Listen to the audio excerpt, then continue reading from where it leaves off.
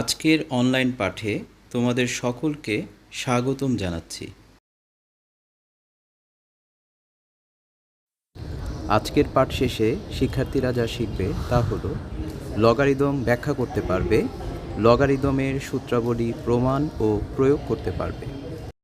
Log বলতে কী বোঝায় এবং লগ কেন ব্যবহার করা হয় তা আমরা এখান থেকে দেখে নিতে পারবো।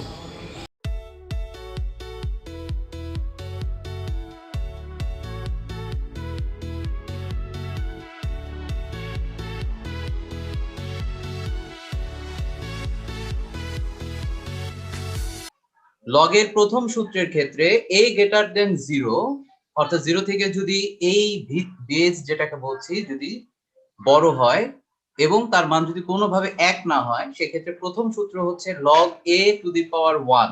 টু দি পাওয়ার বলবো না, অবশ্যই এটাকে বলা হয় 1 এর a ভিত্তিক log এর মান সবসময় 0 হবে, অর্থাৎ log 1 এর মান 0। একইভাবে এই log 1 এর মান 0 বলতে আমি তোমাদেরকে বলেছি যদি log এর নিচে এখানে যদি 10 ও থাকে কিন্তু যদি এখানে 1 হয় তার মানও আমরা লিখে দিতে পারবো প্রয়োজনে 0। এবং এই কথাটা উল্টে চিন্তা করো, কোন জায়গায় যদি 0 থাকে তার পরিবর্তে আমরা log 1 ধরতে পারবো। বুঝতে পেরেছেন? উল্টোটাও করতে পারবো প্রয়োজনে। আচ্ছা, এটা গেল একটা। আর লগের ক্ষেত্রে যদি বেজ এন্ড পাওয়ার সেম হয়, বেজ এন্ড পাওয়ার সেম হয়, আমি এখানে লিখলাম হচ্ছে 3 এবং এখানে লিখলাম 3, দুটো যদি সেম হয়ে যায় তার পরিবর্তে আমরা মান লিখতে পারবো 1। ফলে লগের সূত্রটা খুব সহজ। দেখো, লগের a ভিত্তিক লগ, এটা উপরে দেখো গুণ আকারে আছে m এবং n। এই পাওয়ারের মধ্যে গুণ সম্পর্ক বোঝায়, তবে প্রত্যেকটা অংশকে আমরা পৃথক পৃথক ভাবে যোগ আকারে লিখে দিতে পারবো। তোমরা দেখো, এখানে m একটা গুণ আকারে ছিল, n একটা গুণ আকারে ছিল, তাহলে সেম জিনিসটা নিয়ে শুধু m টাকে আলাদা করে ফেলা হয়েছে, মাঝখানে যোগ চিহ্ন দিয়ে n টাকে আবার যুক্ত করা হয়েছে। আমি যদি এখন তোমাদেরকে এখানে একটা নমুনা দেখাই, ধরো আমি ভাঙাতে গিয়ে এরকম পেয়েছি log 2, আর এই পাশে আমি ধরো পেয়েছি 5 into 6, জাস্ট বোঝার জন্য দেখাচ্ছি, হ্যাঁ, বা 5 into 7 দেখাই, সমস্যা নাই। দেখতে পাচ্ছি গুণ সম্পর্ক দেখানো হয়েছে, বেস হচ্ছে একটা। আমরা চাইলে এখান থেকে কি লিখতে পারবো? এখান থেকে আমরা লিখতে পারবো, যদি গুণ সম্পর্ক থাকে তাহলে লগের ক্ষেত্রে যোগ আকারে পৃথক করে দিতে পারবো। মনে থাকবে কি আকারে বলো দেখি? যোগ আকারে। আমরা এই যে সূত্রটাকে এখানে কাউন্ট করি, এই যে সূত্রটা লগের ক্ষেত্রে m বাই n, জাস্ট দুটো অংশ বোঝানো হয়েছে, এটাকে অনেকটুকু নামিয়ে লিখেছে, আমরা এত নামিয়ে লিখবো না। আমি একটা নমুনা দেখাই, ধরো লগ এখানে ধরো 5 আছে আর আমার এই জায়গায় আছে ধরো 3/2। আমরা ব্যাপারটা এভাবে লিখবো, বুঝতে পেরেছো? তাহলে আমরা এখান থেকে যদি ভাঙায় লিখতে চাই তাহলে আমরা লিখবো লগ, বেস ঠিকই থাকবে, বেস নিয়ে কোনো পরিবর্তন নাই, একবার লিখতে পারবো 3, মাঝখানে মাইনাস চিহ্ন দিয়ে লগ, বেস সেম থাকবে 5, আর এখানে লিখবো আমরা 2। সবাই এটা বুঝছো? জি স্যার। ওকে, আরেকটা সূত্র আমরা এখান থেকে দেখবো, সূত্র 9 নাম্বার যেটা এখানে দেখতে পাচ্ছো সেটা দেখো। এটা বুঝার জন্য আসলে তেমন কিছু না, সিম্পল নিয়মটা একটু শিখিয়ে দিই। ধরো লগ, এটা হচ্ছে বেস, আর এটা হচ্ছে ধরো পাওয়ারের উপরে পাওয়ার। এখানে আর কে বোঝানো হয়েছে এম এর উপরে পাওয়ার। হ্যাঁ, পাওয়ারের উপরে পাওয়ার যদি থাকে তাহলে এটা খুব সিম্পল একটা সমাধান আছে। পাওয়ারের উপরে যদি কোনো কিছু থেকে থাকে তাকে তুমি চাইলে গুণ আকারে সামনে সহগের মতো করে নিয়ে আসতে পারো। দেখো তো জিনিসটা বুঝতে পেরেছো? এই যে দেখো 5 এর উপরে 3 ছিল, এই 3 টাকে আমি জাস্ট লগের সামনে নিয়ে এসেছি সহগের মতো গুণ আকারে। এখানে লগের বেস হচ্ছে a আর পাওয়ার হচ্ছে m। আমার ইচ্ছা হয়েছে অঙ্ক করার স্বার্থে আমার উপরে অন্য কাউকে আনতে হবে, সেক্ষেত্রে একটা নিয়ম আছে, সেটা হলো দুটো লগের মাঝে গুণ সম্পর্ক করে যে কোনো একদিকে আড়াআড়ি সংখ্যা মিলায় ফেলতে হয়। একটু বুঝাই দিই। যেমন দেখো, এখানে বেস b নেওয়া হয়েছে, পাশে লগ গুণ আকারে দেখো এখানে পাওয়ার b নেওয়া হয়েছে। এই যে আমি দাগ দিয়ে দেখালাম যে এই b এবং ab যদি বাদ যায় তাহলে এখানকার m থাকবে, এখানকার a থাকবে, দুটো লগ একটা লগে কনভার্ট হয়ে যাবে।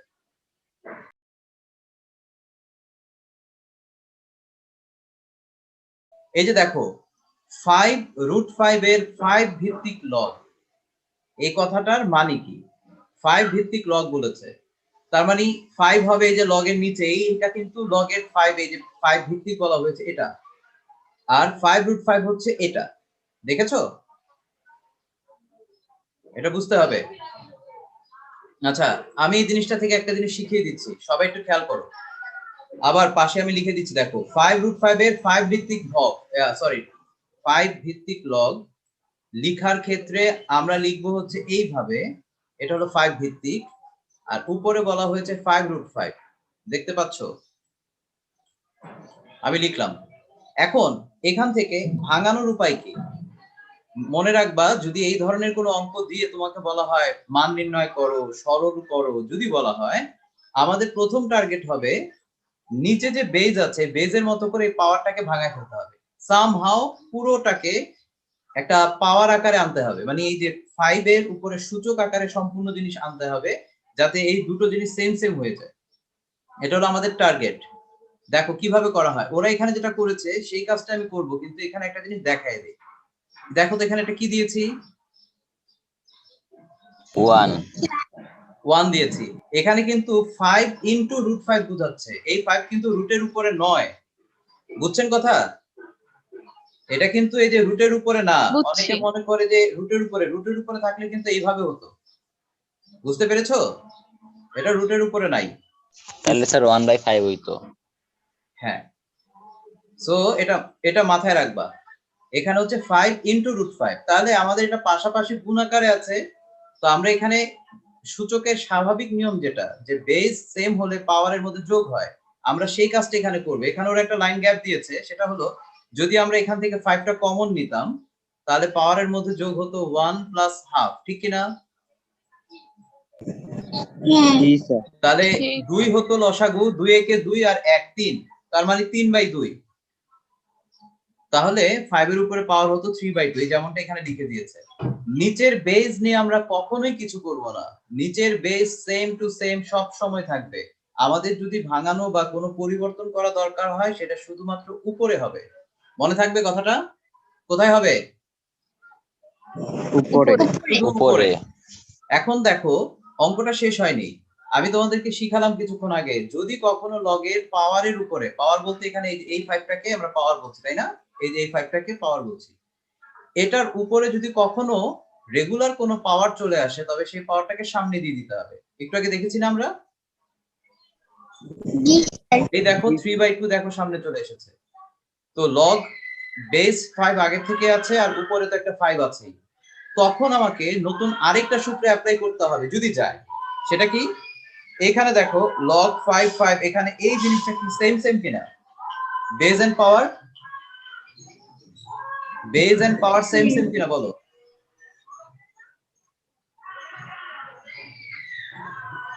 আরেকবার বলেন। একটু ওয়েট করো।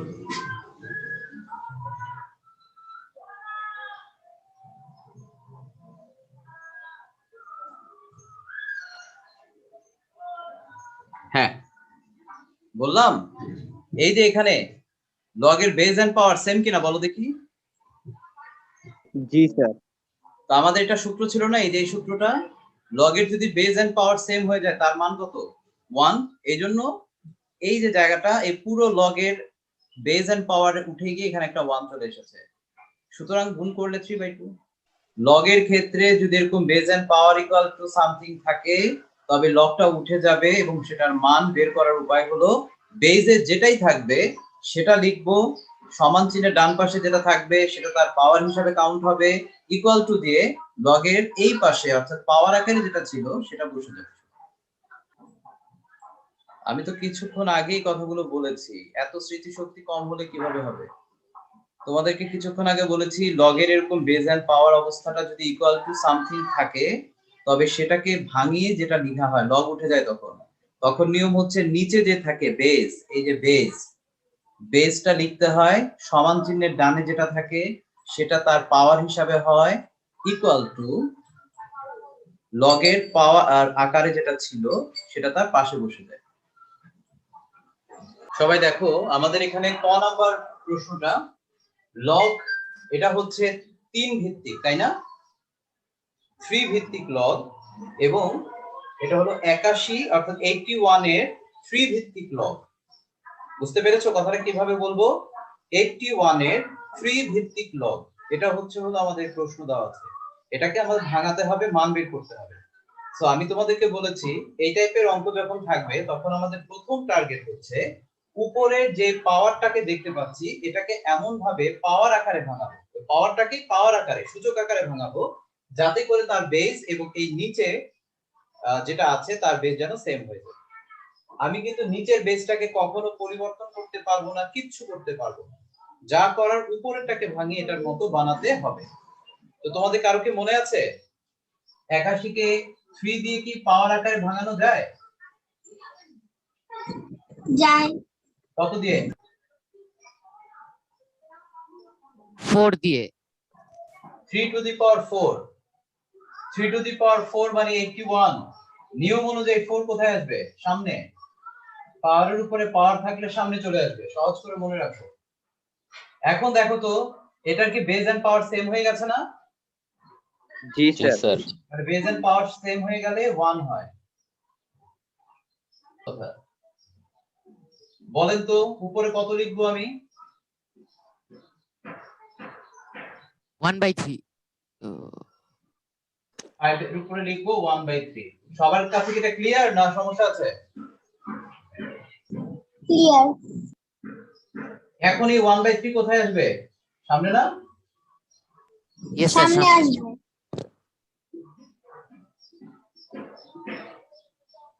খুব সহজ সিস্টেম। কেউ আছে? আচ্ছা এই অঙ্কটা এটা দেখে অনেকেরই কঠিন লাগবে, আমি এটা শিওর, একদম শিওর। কারণ তোমাদের প্রত্যেকের মাথায় ফার্স্টে আসবে 4 কে তো আর 2 মানে নিচে হলো 4, আমি তো বলেছি বেস কে কখনো কোনো পরিবর্তন করা যাবে না, পাওয়ার কে ভাঙানো যাবে, কিন্তু পাওয়ার হচ্ছে 2 কে কোনো ভাবে ভাঙিয়ে কি তুমি 4 বানাতে পারবে? Is it possible? না। পসিবল তো আছে, কিন্তু কিভাবে করা যাবে? Anyone? Sir half 4 two the power half. Yes sir. যে কথা বলেছো ধন্যবাদ। দেখেন যেটা লিখতে পারি কিনা। ইয়েস স্যার লিখতে পারি। বলে তো 4 কে রুট করলে 2 হয় কিনা? ইয়েস স্যার জি 4 কে রুট স্যার। করলে। এবং এই একটা সিদ্ধান্ত নেওয়ার কারণে এখন তোমার এটা খুব সহজ হয়ে গেল, এই যেটা এভাবে লিখে দেয়। বেস তো আমার দরকার, পাওয়ার যা ইচ্ছা তা হোক। এখন এই যে 4 পেয়ে গেছি, 4 এর উপরে পাওয়ার হাফ হোক, এটা আমার দেখার বিষয় না, এটা হলো বুদ্ধি। এটা বুঝার উপায়টা শিখাই দেই। এটা বুঝার উপায় হচ্ছে যদি কখনো দেখো যে এরকম লগের বেস যেটা আছে পাওয়ার হচ্ছে তার রুটের মান, তাহলে তুমি এই পদ্ধতিটা অ্যাপ্লাই করবে। রিপিট করছি, এখানে ধরো 4 কে রুট করলে 2 হয় কিনা বলো? জি স্যার। এরকম মান প্রশ্নে দেওয়া থাকবে, তখনই তুমি এই পদ্ধতিটা অ্যাপ্লাই করবা। যেমন তোমার এখানে যদি 9 থাকে, নিশ্চিত থাকো এখানে 3 থাকবে, তার মানে তখন তুমি বুঝবা যে উপরে 9 কে রুট করলে এই 3 টাই আমি পাবো, তখন এই সিস্টেমই করবা। সরাসরি শিখিয়ে দিতে চাই, এই মানটা এটার উপরে দিয়ে জাস্ট পাওয়ার 4 দিবে, অঙ্ক হয়ে যাবে। এখন কিভাবে হলো আসো আমরা একটা হিসাব করি। এই পাওয়ার 4 2 এর উপরে আছে, বলো তো 2 এর উপরে পাওয়ার 4 করলে কত হয়? 16 না? হ্যাঁ। রুট Yes, sir, 5 করে পাওয়ার 4 থাকা মানে কি? রুট 5 চারটা, তার মানে দুইটা 5, রুট 5 মিলে একটা, দুইটা মিলে একটা, বলো এরকম হয় কিনা? রুট 5 চারটা, চারটা রুট 5 কথাটার মানে কি? দুইটা রুট 5 গুণ করলে একটা 5 হয়, দুইটা রুট 5 গুণ করলে একটা 5 হয়। আমার কথা কি বুঝতে পেরেছো? জি স্যার বুঝছি। তাহলে 5 5 25, 25 আর 16 গুণ করো, ক্যালকুলেটরে 400 পাবা। তবে এত চেঞ্জ করে না অঙ্ক, এই জন্য সহজ করে বললাম নিচে যেটা থাকবে এটার উপরে পাওয়ার 4 দিয়ে দিবা, জাস্ট অঙ্ক হয়ে যাবে। কথা শুনতে পাচ্ছি না। একজন আমাকে বলবে উপরে 5 এর উপরে পাওয়ার কত কত আছে? এখানে 5 এর উপর পাওয়ার কত? 1/3 ইনটু এখানে পাওয়ার কত? half. তাহলে উপরে দুটো 5 যার মধ্যে ইনটু সম্পর্ক নরমাল আগের অধ্যায়ের সূচকের কাজ। তাহলে পাওয়ারের মধ্যে যোগ হবে। কেউ যদি সরাসরি লসাগু করা শিখতে পারো সে ডাইরেক্ট লিখতে পারবা, আর কারো যদি সমস্যা হয় সে ভেঙে ভেঙে দেখাতে পারবে। যেমন এখানে 6 হবে লসাগু, উপরে যাবে 2 আর 3, অর্থাৎ 5/6 হবে। এই 5/6 হলো। এখন স্বাভাবিকভাবে আমরা জানি পাওয়ারের উপর পাওয়ার থাকলে সেটা সামনে চলে আসে, তাহলে 5/6 সামনে চলে আসলো, লগ 5 মিলে গেছে, তাহলে 1। স্যার এখানে লগটা উঠে যাবে। তারপরে কি হবে? 5 5 এর উপরে 3 আর এক্সটা এই পাশে এসে পড়বে। ডান পাশে x বসবে, এই তো? হুম। আচ্ছা, সেখান থেকে আমার অঙ্কটা যদি সিম্পলিফাই করতে চাই, 5 এর উপরে কিউব থাকা মানে কত? 125, তাই না? Yes sir, G 125. Sir 125 equal to হচ্ছে x। আমরা সাধারণত চলক রাশি কোথায় রাখি? ডানে রাখি না বামে রাখি? Sir, বামে। অর্থাৎ পরের লাইনে আমি লাইনটাকে ঘুরিয়ে দেব। বলতো অঙ্কটাকে বুঝতে পেরেছি নাকি পারিনি? Yes sir, বুঝতে পেরেছি। লাইনগুলো কোথায় হবে? নিচে নিচে হবে, আমি পাশাপাশি দেখিয়েছি। ক্লিয়ার? এবার আসো এই অঙ্কটা আমি দেখা দিচ্ছি। এই অঙ্কটা একটু ভগ্নাংশ আছে তো অনেকের কাছে প্রবলেম হবে। আচ্ছা, লগের এখানে বেস কি 3 না x না? জি স্যার Yes sir, তাহলে x হবে ইকুয়াল টু, যেহেতু -2 এটা -2 হবে তার পাওয়ার আকারে, ইকুয়াল টু 1/16 বসে যাবে ডান পাশে। বলো তো এতটুকু ঠিক আছে না সমস্যা হচ্ছে? ঠিক আছে। আচ্ছা, আমরা জানি কোনো কিছুর উপরে ইনভার্স থাকলে তার সম্পূর্ণ পাওয়ার সহ নিচে চলে আসে, আমরা তাহলে 1/x² লিখতে পারি। এখানে আমরা লিখতে পারি 1/16। দুই পাশেই 1/1 আকারে আছে। যদি আমরা ব্যস্তকরণ করি অথবা আর গুণ করি তাতেও কিন্তু আমার মানটা x² = 16 চলে আসবে, ঠিক কি না? Yes sir, ঠিক। এবার আমরা যদি এখান থেকে বর্গমূল করি তাহলে আমাদের মান বের হয়ে আসবে না? Yes sir, বের হয়ে আসবে। আমরা এখানে প্লাস মাইনাস সাইনটা ব্যবহার করব না, কারণ x বেজ হিসাবে কাজ করছে, ওর মান ঋণাত্মক আমরা শো করব না।